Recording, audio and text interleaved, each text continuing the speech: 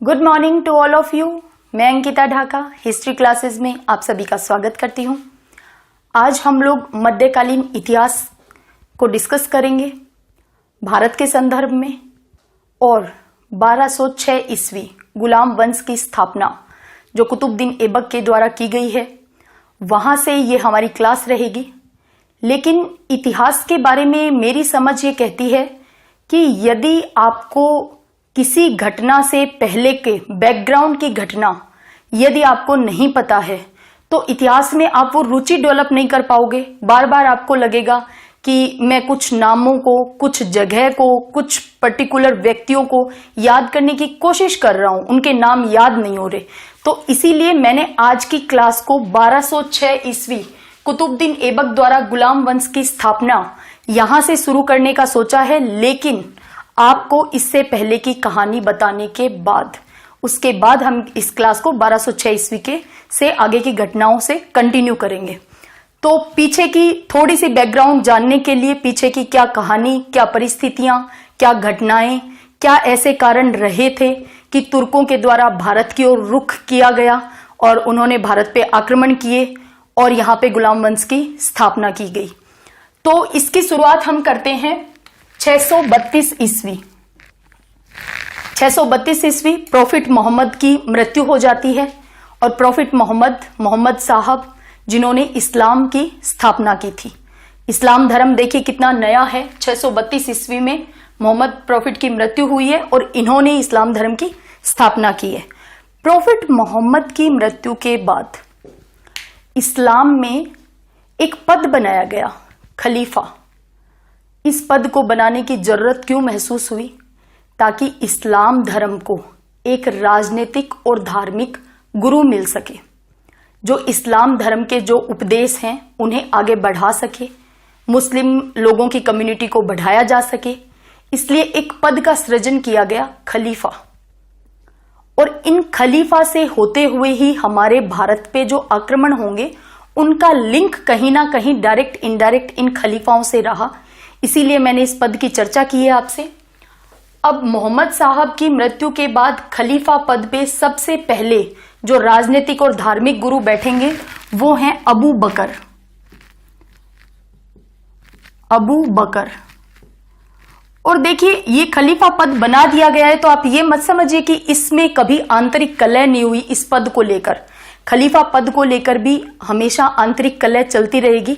जैसे मुस्लिम धर्म दो समुदायों में बंटा हुआ है, सिया और सुन्नी। जो सिया हैं वो चाहते थे कि प्रॉफिट मोहम्मद की मृत्यु के बाद उनकी बेटी फातिमा के पति अली को क्या बनाया जाए, खलीफा। लेकिन सुन्नी जो हैं, सुन्नी संप्रदाय के लोग, वो अबू बकर को अपना खलीफा मान लेंगे। और ये अबू बकर वही हैं जो चार लोग सबसे ज्यादा प्रॉफिट मोहम्मद के करीबी थे। उन्हीं में से, उन्हीं चारों लोगों ने एक समझौते के द्वारा अबू बकर को चुन लिया है खलीफा के लिए। और इस पद पे बार बार लड़ाई तब तक चलती रहेगी और सिया सुन्नी में विरोध चलता रहेगा जब तक चौथे खलीफा उमर पहले खलीफा, उसके बाद चौथे खलीफा अली को नहीं बना दिया जाएगा। और सिया कहेंगे कि अली ही हमारे पहले खलीफा हैं, जबकि वो सुन्नी के हिसाब से चौथे खलीफा आ गए हैं। तो खलीफा, देखिए इससे जुड़ी एक घटना मैं आपके साथ और डिस्कस करती हूं कि ये वही खलीफा पद है जिसके लिए भारत में खिलाफत आंदोलन चलाया गया था 1919 में। और इसी खिलाफत आंदोलन का समर्थन किया था किसने? गांधी जी ने। देखिए हमेशा मैं अपनी कोचिंग में भी, सक्सेस कैरियर एकेडमी हमारी कोचिंग, जिसमें भी मैं हमेशा स्टूडेंट्स को ये बताती रहती हूं कि जब भी आप एक सब्जेक्ट को पढ़ रहे हो, जैसे आप हिस्ट्री को पढ़ रहे हो, तो उसमें ज्योग्राफी भी आप लोग लोकेशन को सर्च किया करो और इंटरलिंक किया करो कि इस जगह की ये ऐतिहासिक घटना घटी। उसके साथ पॉलिटिकल साइंस, राजनीतिक व्यवस्था को भी देखिए। इससे क्या होता है कि आपकी जो पढ़ाई है ना, उसका जो एरिया है वो ब्रॉड हो जाता है। आप डायनेमिक तरीके से पढ़ते हैं और चीजों को यूं नहीं लगेगा कि हम रट रहे हैं, हम बार बार सन याद कर रहे हैं, बार बार एक ही व्यक्ति के नाम को भूल जाते हैं, याद कर रहे हैं। तो देखिए खलीफा पद बात कर रहे हैं हम लोग मोहम्मद साहब की मृत्यु के बाद, और ये वही पद है जो 1919 तक, सोचे कब 632 ईस्वी में प्रॉफिट मोहम्मद की मृत्यु हुई है, लेकिन इसी खलीफा पद को बचाए रखने के लिए खिलाफत आंदोलन जो अली बंधु भारत में चलाते हैं 1919 में, और 1924 तक चलाते हैं। और 1924 तक ही क्यों चलाते हैं? क्योंकि इसी समकालीन घटना को देखिए वर्ड से जोड़िए, टर्की में मुस्तफा कमाल पाशा नाम का एक आदमी आएगा और वो टर्की का उद्धारक कहलाएगा, और 1924 में इस खलीफा के पद को ऑफिशियली खत्म कर देगा। तो देखिए खिलाफत आंदोलन जब आप मॉडर्न इंडिया में पढ़ते हैं तो सीधा रटने की कोशिश करते हैं कि खिलाफत आंदोलन रट लिया। यदि आपको खलीफा पद की पहले से कुछ हिस्ट्री पता होती है तो रटने की जरूरत महसूस नहीं होगी।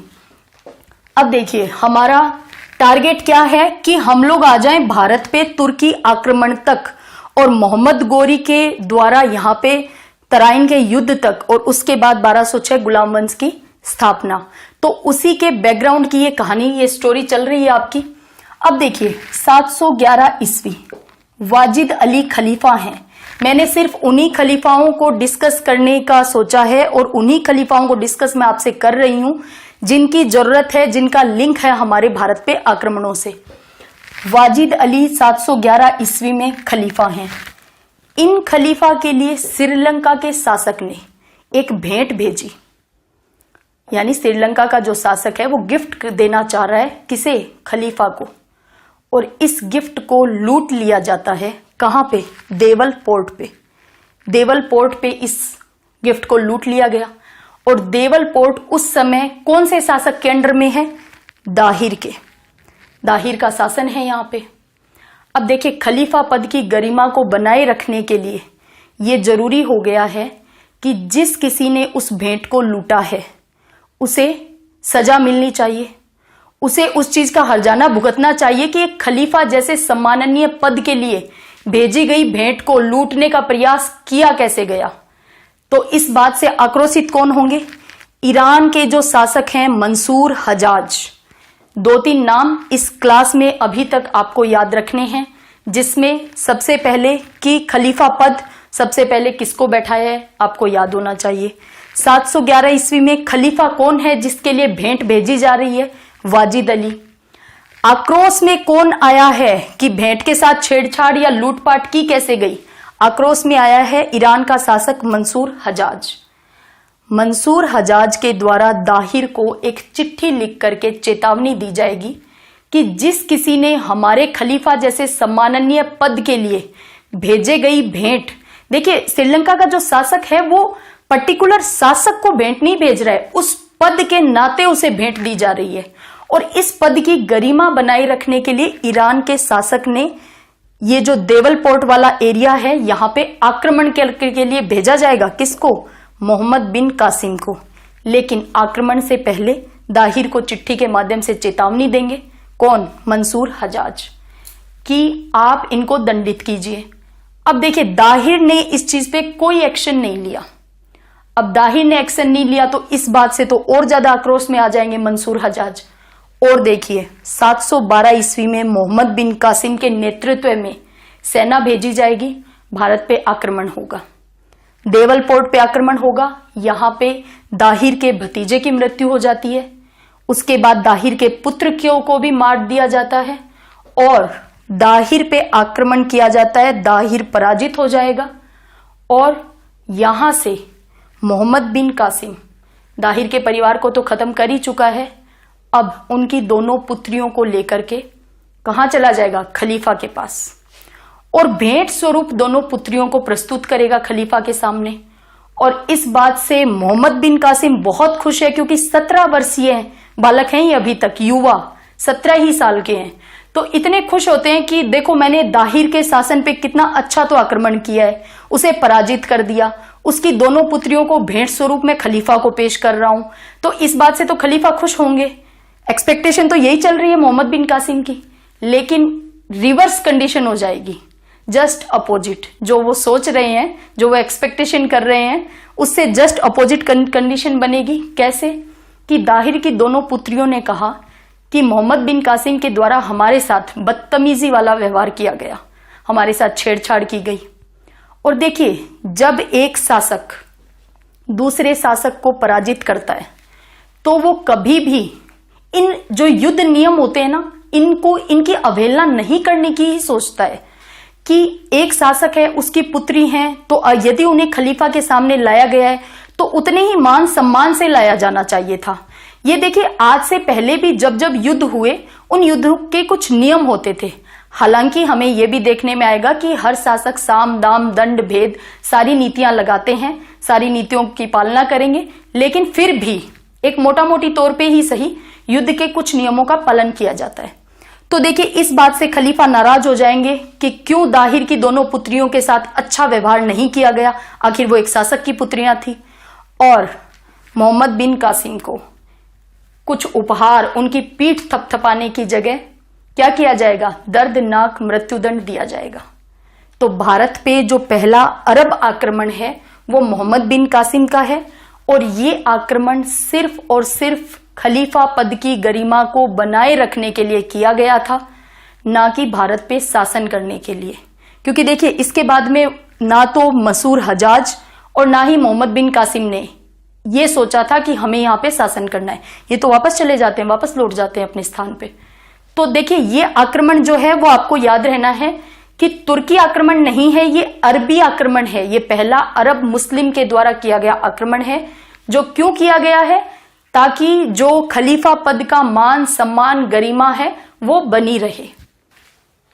मोहम्मद बिन कासिम के आक्रमण की जो कहानी है वो बताने का उद्देश्य ये था ताकि आप कभी भी सुबुक्तगीन का जो पहला तुर्की आक्रमण होगा भारत पे, और जो मोहम्मद बिन कासिम का आक्रमण हुआ है कब 712 में, उन दोनों में आप कंफ्यूज ना हो कभी भी।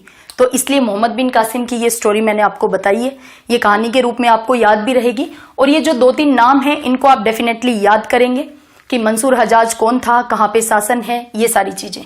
अब देखिए, 962-963 ईस्वी की हम बात करेंगे, क्योंकि यहां से ही उस पहल की शुरुआत होगी जो पहला तुर्की आक्रमण है। यहीं से वो रास्ता प्रशस्त होगा, उनका मार्ग प्रशस्त होगा जहां से भारत पे पहला तुर्की आक्रमण होगा। कैसे? खुरासान, इस जगह को मैप में देखिए, खुरासान कहां पे है? खुरासान वर्तमान के ईरान, अफगानिस्तान, तुर्कमेनिस्तान, तजाकिस्तान के छोटे छोटे हिस्सों से मिलकर बना था खुरासान। ये नाम भी याद रखना है और मैप में देख भी लीजिए। खुरासान का सामानी साम्राज्य, इस सामानी साम्राज्य से शुरू होगी वो घटना जिसके द्वारा सुबुक्तगीन भारत पे आक्रमण करेगा।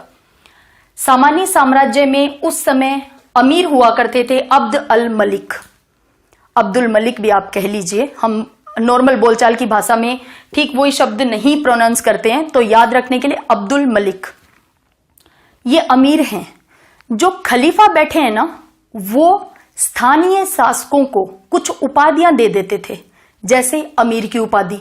और इसके बाद के शासन में आप देखोगे 900 और 1000 ईस्वी आते आते ये जो स्थानीय शासक हैं ये सुल्तान की उपाधि धारण करना शुरू कर देंगे, सुल्तान की उपाधि। तो इस अमीर अब्दुल अल मलिक की हो जाती है मृत्यु। और ये कहां पे है, बार बार मैं रिवाइज करवा रही हूं क्योंकि मैं ये मान के चल रही हूं कि ये शब्द, ये कहानियां आप पहली बार सुन रहे हैं, और इससे पहले यदि किताबों में आपने पढ़ी हैं तो आपने कहीं ना कहीं इनको इंटरमिक्स किया है कि कौन किसका दामाद है, कौन किसकी बेटी है, किसका शासन है, नामों को आपस में इंटरमिक्स कर दिया। तो इसलिए एकदम खुले तरीके से अलग अलग करके कहानियों के रूप में मैं आपको बता रही हूं। खुरासान जगह है, एरिया है, सामानी साम्राज्य है, यहां पे शासक कौन है? अब्द अल मलिक। अब्द अल मलिक की मृत्यु हो जाती है। उस समय इस शासक के सिमजरी और गजनवी, ये दोनों परिवार जो हैं वो सेना में एक विशिष्ट स्थान रखते थे इस शासक के समय। अब ये दोनों परिवार, जो गजनवी है उसका हेड अल्तगीन है और जो सिमजूरी है अबू अल हसन। अब जैसे ही एक शासक की मृत्यु होती है, जो विशिष्ट स्थान पाए हुए लोग होते हैं ना उस शासन में, वो कोशिश ये करते हैं कि अब हमारी इच्छानुसार शासक बने, ताकि शासन के कार्यभार में हमें वो महत्व मिल पाए जिसकी हम आकांक्षा रखते हैं। तो देखिए, गजनवी जो अल्पतगीन है वो एक अमीर को शासक बनाना चाहेंगे, और सिमजूरी के जो अबू अल हसन हैं वो दूसरे अमीर मसूर प्रथम को शासक की भूमिका में देखना चाह रहे हैं। सबके अपने अपने स्वार्थ हैं, ऐसा नहीं है कि कोई निस्वार्थ भाव से काम चल रहा है। यहाँ पे आपको देख के लग रहा है कि ये पहले इनके गुलाम थे और पहले इनकी सेवा में हाजिर थे, तो अब ये निस्वार्थ भाव से शासक बनाना चाह रहे हैं, ऐसा नहीं है। अपने स्वार्थों की सिद्धि के लिए गजनवी अलग शासक चाहता है, सिमजूरी परिवार अलग शासक चाहता है। सिमजूरी परिवार के अबू अल हसन की मृत्यु हो जाती है, लेकिन इसके बावजूद जो अल्पतगीन है इसके द्वारा जिस शासक की इच्छा की जा रही थी उसे शासन नहीं मिलता है। और शासन किसे मिलता है? मसूर प्रथम, जिसकी इच्छा कौन रख रहे थे? अबू अल हसन। तो ऑब्वियस सी बात है, इस बात से अल्पतगीन नाराज हो जाएंगे, खफा हो जाएंगे, बहुत उदास निराश हो चुके हैं कि मेरी इच्छा से, मेरी आकांक्षा से जिसे मैं शासन देना चाह रहा था या शासक बनाना चाह रहा था वो नहीं बन पाया। अब देखिए, क्योंकि हताश निराश हुए हैं तो यहां पे नहीं टिकेंगे, इस सामान्य साम्राज्य में आगे की अपनी सेवा नहीं देंगे और कहां आ जाएंगे? अफगानिस्तान, वर्तमान के अफगानिस्तान। और यहां पे आकर के एक नया साम्राज्य स्थापित करेंगे और जिसकी राजधानी रखेंगे गजनी को। और ये नया साम्राज्य, आप ऐसा मत सोचिए कि इतिहास में कोई नया साम्राज्य बना है या पुराना साम्राज्य जिसका विघटन हो रहा है उसके पीछे कोई काल परिस्थिति कारण नहीं रहे होंगे। डेफिनेटली बहुत बड़े रीजन रहते हैं पीछे, ऐसी काल परिस्थितियां, ऐसी घटनाएं घटित होती हैं जो कि कारण बनती हैं एक नए साम्राज्य के उदय का। तो देखिए, यहां पे भी अल्पतगीन के यहां से जाने के और नए साम्राज्य स्थापित करने के पीछे एक बड़ा कारण था। और इसी तरीके से अल्पतगीन अफगानिस्तान में जाके ऐसा नहीं कि इजी वे में अफगानिस्तान घूमने गए थे और वहां पे लगा कि अच्छा यहाँ पे कोई शासक नहीं है और मैं शासन साम्राज्य शुरू कर देता हूं अपना, ऐसा नहीं होता है। वहां पे भी लाबिक नाम के एक स्थानीय शासक का शासन होता है। उस समय जब अल्पतगीन पहुंचेंगे उनसे ये लोहा लेंगे, उन्हें युद्ध में पराजित करेंगे, उसके बाद अपना साम्राज्य तुर्की साम्राज्य शुरू करेंगे। अल्पतगीन स्वयं भी एक गुलाम था और अल्पतगीन ने अपनी पुत्री का विवाह सुबुक्तगीन के साथ किया। वो सुबुक्तगीन गुलाम था अल्पतगीन का। देखिए, गुलाम भी कितने महत्वाकांक्षी हो जाते थे कि एक साम्राज्य की स्थापना कर देते थे। तो देखिए, अल्पतगीन की मृत्यु के बाद गजनी का शासन भार संभालेंगे अल्पतगीन के पुत्र, और उनकी मृत्यु के बाद शासन का कार्यभार संभालेंगे अल्पतगीन के एक और गुलाम जो उनके काफी करीबी रहे थे, वो संभालेंगे।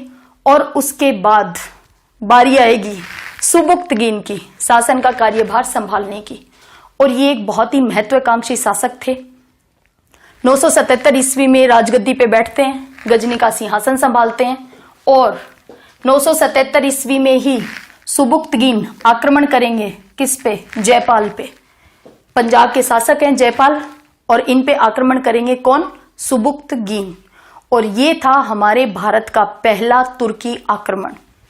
तो अब याद रह जाएगा कि पहला अरबी जो आक्रमण था अरब मुस्लिम के द्वारा किया गया वो था मोहम्मद बिन कासिम का, और पहला तुर्की आक्रमण जो भारत पे हुआ है वो है सुबुक्तगीन के द्वारा। और यहीं से ये कहानी शुरू होगी कि किस तरीके से मार्ग प्रशस्त हो जाएगा मोहम्मद गोरी के लिए भारत में आक्रमण करने का। इसी बीच में एक और योद्धा जिसे हम लुटेरा कहेंगे भारत के संदर्भ में, महमूद गजनवी का जन्म हुआ। कब? 971 ईस्वी में। और महमूद गजनवी के पिता कौन है? सुबुक्तगीन। 971 ईस्वी में जन्म लेंगे और 998 ईस्वी के आसपास राजगद्दी पे बैठेंगे, गजनी का सिंहासन संभालेंगे 998 में। और अब शुरू होगा भारत को लूटने की प्रक्रिया का आगाज होगा। और ये कोई अच्छी बात नहीं है कि भारत जैसे सोने की चिड़िया जिसे हम कहते हैं उसे 17 बार तो महमूद गजनवी ने लूटा, उसके बाद ब्रिटिश लोगों ने भारत को लूटा। सोचे कितनी अपार धन संपदा हमारे भारत में थी, और आज हम कहते हैं कि हमारे पास संसाधन रिसोर्सेज कम है। ऐसा नहीं है, उन रिसोर्सेज का मैक्सिमम यूटिलाइजेशन नहीं हो पा रहा है, ये कहना ज्यादा उचित रहेगा। अब देखिए, महमूद गजनवी के जीवन के जो 17 आक्रमण भारत पे रहे थे उनको हम मोटा मोटी तौर पे देख लेते हैं, क्योंकि कहानी जो चल रही है आपको 1206 ईस्वी के गुलाम वंश की स्थापना तक पहुंचाने की, तो उसी का बैकग्राउंड ये तैयार किया जा रहा है। अब देखिए 1000 से 1027 के मध्य 17 बार आक्रमण किए हैं भारत पे। इनके मुख्य मुख्य अभियान हम देख लेते हैं। 1001 ईस्वी जयपाल के विरुद्ध अभियान, आक्रमण करेंगे और इसमें जयपाल को बंदी बना के ले जाया जाएगा और उसके बाद जयपाल को छोड़ भी दिया जाएगा। लेकिन जयपाल एक शासक हैं तो अपने आत्मसम्मान की रक्षा नहीं कर पाए, बंदी बना लिए गए। इस बात से उनका मन इतना विच्छिन्न हो जाता है कि वो छूटने के बाद आत्महत्या कर लेंगे। उसके बाद 1005 पहला आक्रमण याद रहेगा जयपाल की घटना से। जयपाल वो शासक हैं जिन्होंने आत्महत्या कर ली है। 1005 ईस्वी, इस बीच में भी आक्रमण होते रहेंगे। 1005 ईस्वी मुल्तान पे आक्रमण करेंगे। 1018 कन्नौज, देखिए यूपी में है ये जगह कन्नौज, और कन्नौज अपने आप में एक बहुत समृद्ध और शक्तिशाली साम्राज्य हुआ करता था। तो कन्नौज पे आक्रमण करेंगे क्योंकि इनका जो इंटेंशन है, महमूद गजनवी का इंटेंशन है भारत से अधिक धन लूटना, और लुटेरा है ये। आज भी हमारे दिमाग में जो महमूद गजनवी की छवि बनी हुई है वो किसकी बनी है? लुटेरे की। और हकीकत में इनका जो इंटेंशन था वो सिर्फ भारत को लूटना था, क्योंकि देखिए साम्राज्य स्थापित करने के उद्देश्य से भारत पे आक्रमण नहीं करेंगे। साम्राज्य तो ऑलरेडी ईरान में, ईरान की जो पश्चिमी एशिया में, जो मैं आपको बार बार सामानी साम्राज्य, ईरान, तुर्कमेनिस्तान, तजाकिस्तान, ये जो एरिया बता रही हूं, महमूद गजनवी का भी ध्यान पश्चिमी एशिया की तरफ ज्यादा था हमेशा से ही, और वो ईरान की पुरानी संस्कृति को पुनर्जीवित करने का प्रयास करते हैं अपने जीवन काल में। इसके अलावा फारसी भाषा को अपनाते हैं और उसका पुनरुत्थान करते हैं। तो देखिए इनका ध्यान बिल्कुल भी शासन करने का नहीं है भारत में, ये आप याद रखना। 1019 में इसी कन्नौज पे वापस आक्रमण करेंगे और यहां का जो राजा है राज्यपाल, ये आत्मसमर्पण कर देगा। और भारत के एक हिंदू शासक का आत्मसमर्पण हुआ है, तो इससे कलिंजर और ग्वालियर, मेनली कलिंजर के जो चंदेल राजा है ना, वो बहुत दुखी हो जाएंगे इस बात से कि एक तुर्की आक्रमण भारत पे हुआ, भारत को लूटा भी गया, कन्नौज को लूट ले गए और राज्यपाल ने आत्मसमर्पण कर दिया, युद्ध भी नहीं लड़ा। भाई युद्ध तो करते कम से कम, उसके बाद हार जीत ये बाद की बात थी, लेकिन उन्होंने आत्मसमर्पण कर दिया। इस बात से दुखी है कौन? कलिंजर के चंदेल। अब देखिए कालिंजर के चंदेल ग्वालियर के राजा की मदद से राज्यपाल से युद्ध करेंगे और राज्यपाल की हत्या कर दी जाएगी। एक हिंदू शासक ने एक हिंदू शासक को ही मार दिया, इस बात से दुखी होकर के कि राज्यपाल ने अपनी रक्षा नहीं की, युद्ध नहीं लड़ा और आत्मसमर्पण कर दिया। अब कालिंजर और ग्वालियर के शासकों की ये घटना पता चलेगी किसे? महमूद गजनवी को। तो गजनवी थोड़े आश्चर्यचकित होंगे कि देखिए किस तरह से एक हिंदू शासक ने हिंदू शासक की हत्या कर दी है, और वो भी सिर्फ इस वजह से कि महमूद गजनवी का विरोध नहीं किया उन्होंने। अब उनके ध्यान में कौन से और राज्य आ गए हैं? ग्वालियर और कालिंजर। हो सकता था महमूद गजनवी का ध्यान इन पे ना जाता, लेकिन उन्होंने खुद चला करके अट्रैक्ट कर लिया है महमूद गजनवी को। अब 1021 में ग्वालियर और कालिंजर पे क्या होगी? फिर से लूट मचेगी, फिर से आक्रमण होगा महमूद गजनवी का। अब कालक्रम, टाइमलाइन, जिसकी इंपॉर्टेंस मैं बार बार बताती हूं और मेरी फर्स्ट क्लास भी मैंने टाइमलाइन पे ली थी, क्योंकि कभी भी कंफ्यूज नहीं होगे कि 1019 में कन्नौज पे आक्रमण के समय राज्यपाल ने आत्मसमर्पण किया था या फिर महमूद गजनवी ने ग्वालियर और कालिंजर पे पहले आक्रमण किया था। क्योंकि घटना आपको याद ये रहेगी कि ग्वालियर और कालिंजर कब महमूद गजनवी की नजर में आएंगे? जब वो राज्यपाल की हत्या कर देंगे। यानी कौन सी घटना पहले हुई, कौन सी बाद में हुई, कहानी के रूप में आपको याद रह जाएगी, तो टाइमलाइन आपको बहुत अच्छे से याद रह जाएगी। अब देखिए 1021 में लूट लिया गया है ग्वालियर और कालिंजर को। 1025 मैंने 17 आक्रमणों में से कुछ आक्रमण ही आपके सामने यहाँ पे उदाहरण के रूप में दिए हैं आपको, ताकि आप एक टाइमलाइन याद रख सकें और ये जो बैकग्राउंड की स्टोरी है उसे बहुत अच्छे तरीके से अपने दिमाग में फिट कर पाएं। 1025 ये बहुत ही इंपॉर्टेंट आक्रमण था। सोमनाथ मंदिर को लूटा गया और सोमनाथ मंदिर को लूट लिया गया और इस लूट के धन को वापस ले जाते समय एक घटना घटित होती है। क्या? कि इस लूटे गए धन को फिर से लूट लिया जाता है जाटों के द्वारा। देखिए, जब एक काफिला, जो अच्छी खासी बड़ी सेना है महमूद गजनवी की, लूट की है इन्होंने, और जब वो सेना जाती है तो ऐसा नहीं कि एक बार में एक ही जगह पे वो सारी सेना है, फिर आगे बढ़ी, फिर रुकी, नहीं। सेना बहुत सारी टुकड़ियों में विभाजित होती थी और एक सेना की टुकड़ी पीछे वाले गांव में है, एक आगे वाले में, और हो सकता है महमूद गजनवी सबसे आगे चल रहे हो। तो इस तरीके से पूरा काफिला आगे बढ़ता था। इस काफिले से लूट लिया गया वापस धन किसके द्वारा? जाटों के द्वारा। और देखिए, हो सकता था यही 16वां अभियान, ये 16वां अभियान है महमूद गजनवी का, हो सकता था ये उनका अंतिम अभियान हो भारत पे, लेकिन क्योंकि जाटों ने उनके लूटे हुए धन को ही लूट लिया है तो वो 17वां अभियान करेंगे जाटों के विरुद्ध। और ये जो मुल्तान वाला तटवर्ती इलाका है ना, यहाँ पे जाटों के विरुद्ध महमूद गजनवी का 17वां अंतिम अभियान, अंतिम आक्रमण भारत पे होगा। और याद रखना, ये अभियान जाटों के विरुद्ध है, किसी शासक साम्राज्य के विरुद्ध नहीं है। 1030 ईस्वी महमूद गजनवी की मृत्यु हो जाती है और जैसे ही गजनवी की मृत्यु होगी, यहां पे सल्जूक साम्राज्य, जो सीरिया, ईरान और मावरा उन्हर, इनकी लोकेशन मैप में देख सकते हो कि कहां पे मावरा उन्हर है, ईरान जो वर्तमान का ईरान है उसका कुछ क्षेत्र, और सीरिया का, और ये एरिया है सल्जूक साम्राज्य का। गजनवी की मृत्यु के बाद ये सल्जूक साम्राज्य शक्तिशाली हो जाएगा और महमूद गजनवी के पुत्र मसूद को पराजित कर देगा। खुरासान, जिसके लिए बार बार युद्ध होंगे, खुरासान की लोकेशन मैं आपको बता चुकी हूं, बार बार खुरासान को मैप में देख करके उस एरिया को अपने दिमाग में अच्छे से जरूर बैठा लेना, जिसके लिए बार बार युद्ध हो रहे हैं। खुरासान में इस एरिया को जीत लेंगे कौन? सल्जूक।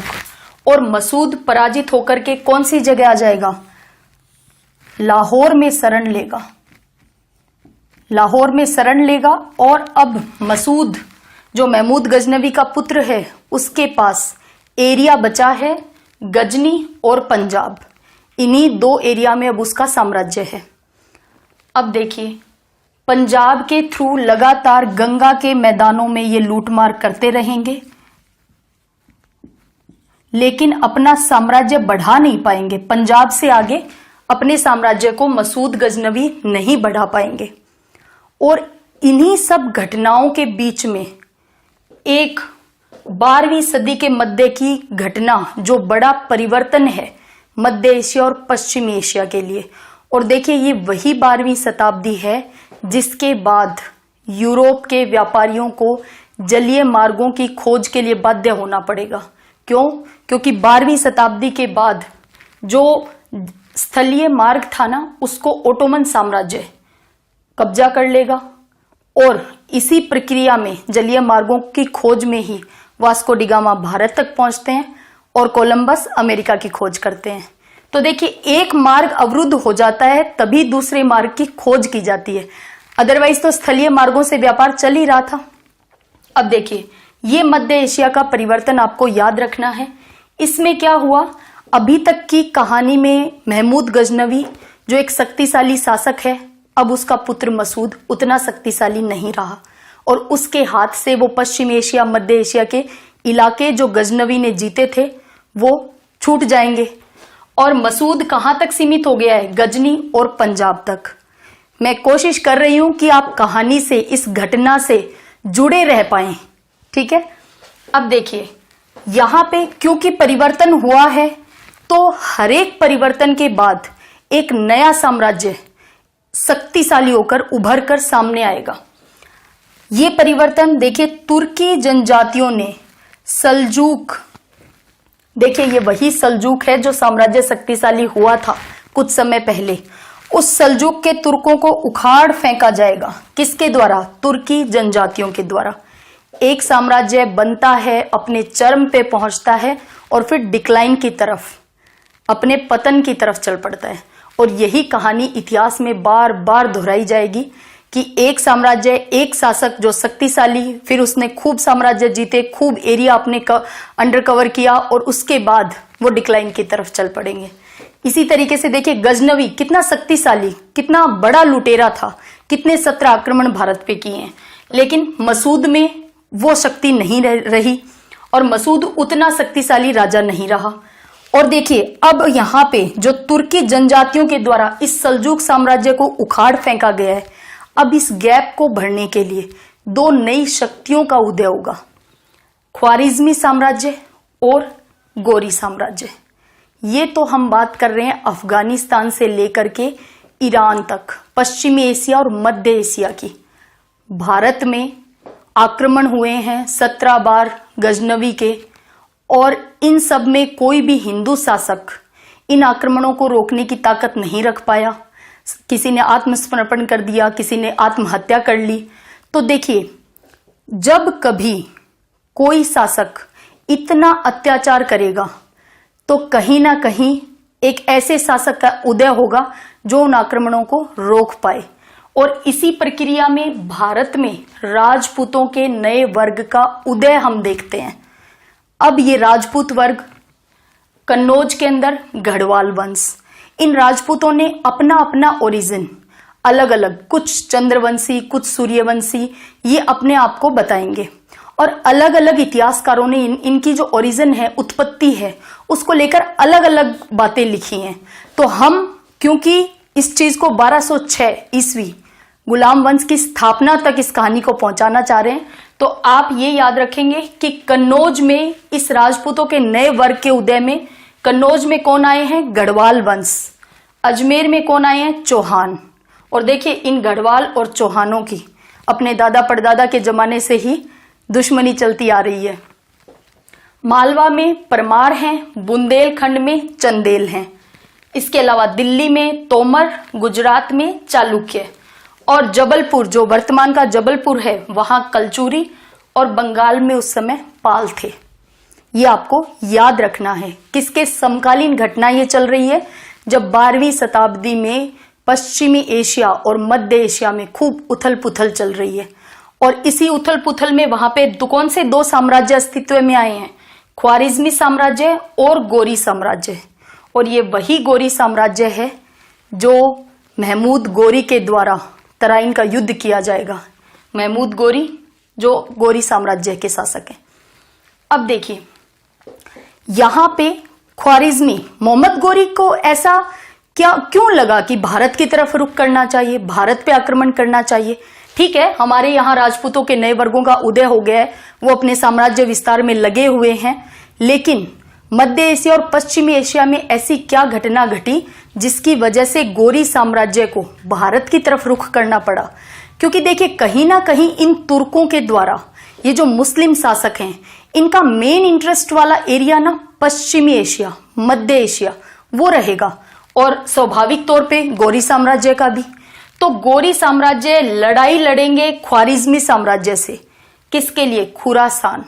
ये वही खुरासान है जहां से गजनवियों को हरा करके सल्जूक साम्राज्य ने अपनी शक्ति का प्रदर्शन किया था। ये वही खुरासान है जहां पे अब दो साम्राज्य फिर लड़ाई लड़ रहे हैं। कौन कौन? ख्वारिज्मी और गोरी। और ये नौबत क्यों आई? क्योंकि देखिए जो सल्जूक साम्राज्य है उसे उखाड़ फेंका है तुर्की जनजातियों ने। तो अब इन दोनों की लड़ाई में ख्वारिज्मी साम्राज्य के ख्वारिज्म शाह के द्वारा खुरासान पे अपना अधिकार कर लिया जाएगा। खुरासान किसके आधिपत्य में आ गया है? ख्वारिज्मियों के। अब गोरी साम्राज्य के पास अफगानिस्तान के रास्ते होते हुए भारत पे आक्रमण करने के अलावा और कोई रास्ता, कोई चारा नहीं बचा, क्योंकि वो मध्य एशिया और पश्चिमी एशिया में लोहा नहीं ले सकते ख्वारिज्मियों से, हार चुके हैं, पराजित हो चुके हैं वहां से। अब देखते हैं कि गोरी साम्राज्य किस तरीके से भारत की तरफ अपना रुख करेगा और हमारे जो राजपूतों के नए वर्ग का उदय हुआ है उनके कौन से शक्तिशाली शासक गोरी से लोहा लेंगे, गोरी का मुकाबला करेंगे। मोहम्मद गोरी 1173 ईस्वी गजनी के सिंहासन पे बैठ गया है। और मोहम्मद गोरी का क्वेश्चन पूछते समय मेरा ये मानना है कि यदि एग्जामिनर को क्वेश्चन टफ बनाना हो तो उसके उपनाम दिए जा सकते हैं, क्योंकि मोहम्मद गोरी के नाम से आपने तराइन का युद्ध भी याद कर रखा है, उसके बाकी अभियानों को भी याद कर रखा है। तो क्वेश्चन टफ कैसे बनेगा?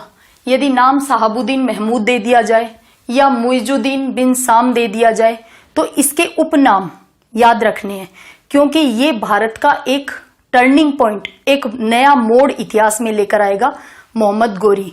और इसी के गुलाम के द्वारा हमारे यहाँ सल्तनत काल, गुलाम वंश की शुरुआत होगी। तो मोहम्मद गोरी 1173 ईस्वी गजनी के सिंहासन पे बैठ गया है।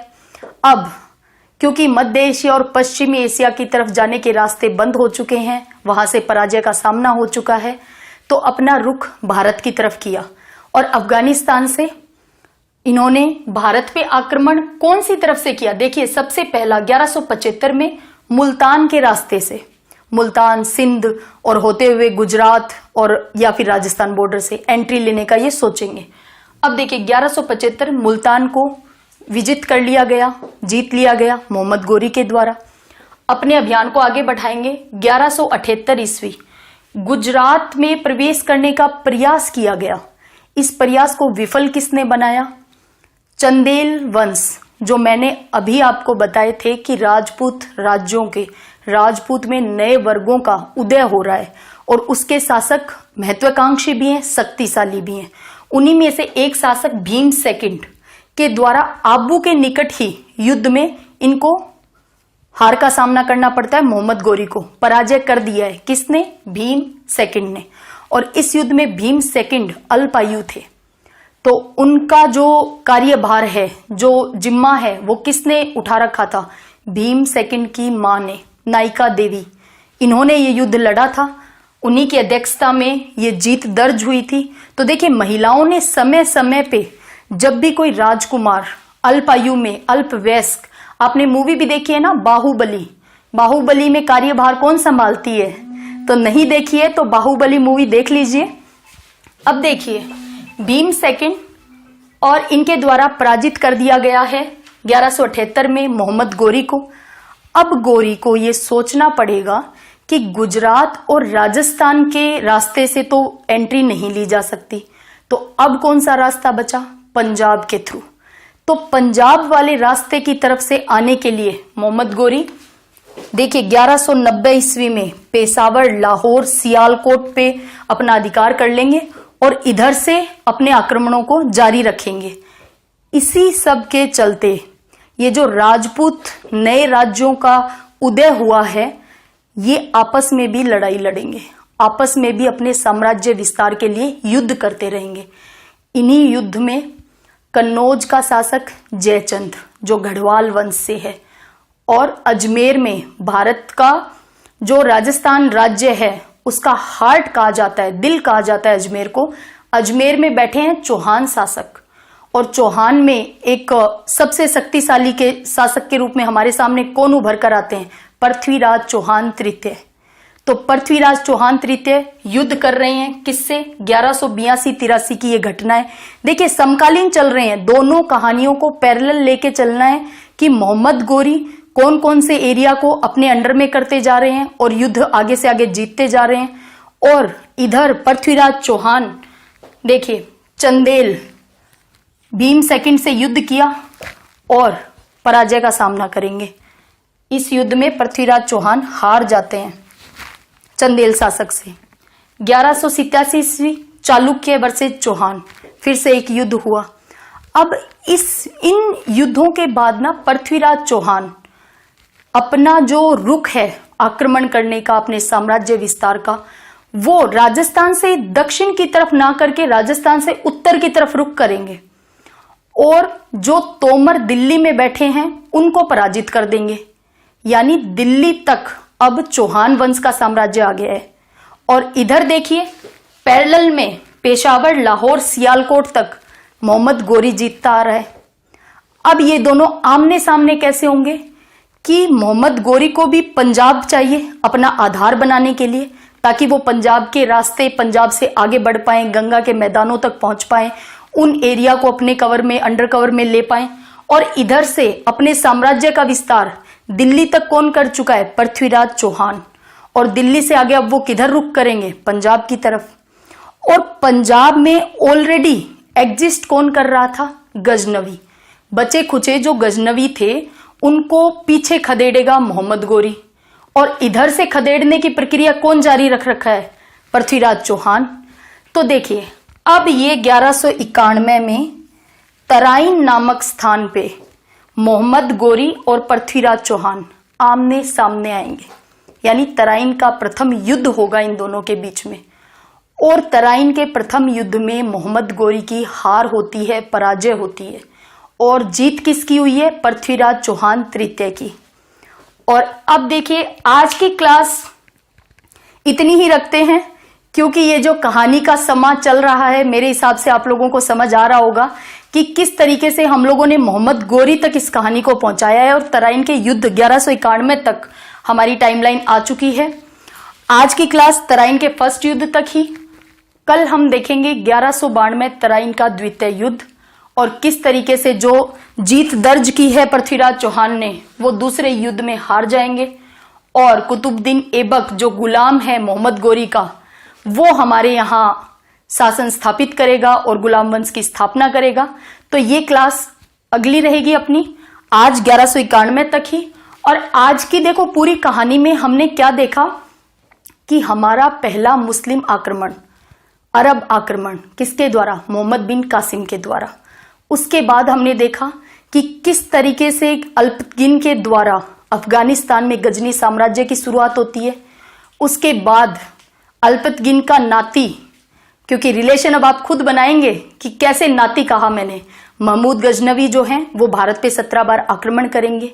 उसके बाद किस तरीके से गोरी साम्राज्य जो है वो अपना शासन स्थापित करेगा, और किस तरीके से गोरी साम्राज्य को भी पश्चिमी और मध्य एशिया से भगा दिया जाएगा, और ये अपना रुख करेंगे भारत की तरफ।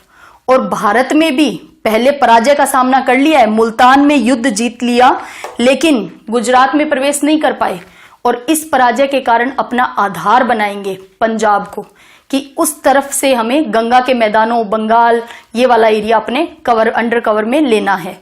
तो देखिए, और इधर से हमारे शक्तिशाली पृथ्वीराज चौहान जो कि महत्वाकांक्षी शासक हैं हमारे, वो किस तरीके से राजस्थान से दक्षिण की तरफ अपनी हार के बाद उत्तर की तरफ मुंह करेंगे, दिल्ली के तोमर को हराएंगे, उसके बाद अपना साम्राज्य और आगे बढ़ाएंगे, और पंजाब में मोहम्मद गोरी और पृथ्वीराज चौहान का किस तरीके से आमना सामना हुआ। तो कहानी के इस सिलसिले को जारी रखेंगे 1191 ईस्वी से आगे 1192 तराइन का द्वितीय युद्ध अगली क्लास में डिस्कस करेंगे, और गुलाम वंश की स्थापना, और उसके बाद हमारा पूरा मध्यकालीन इतिहास जो पढ़ाने की मैंने सोचा था वो आगे कंटिन्यू करेंगे।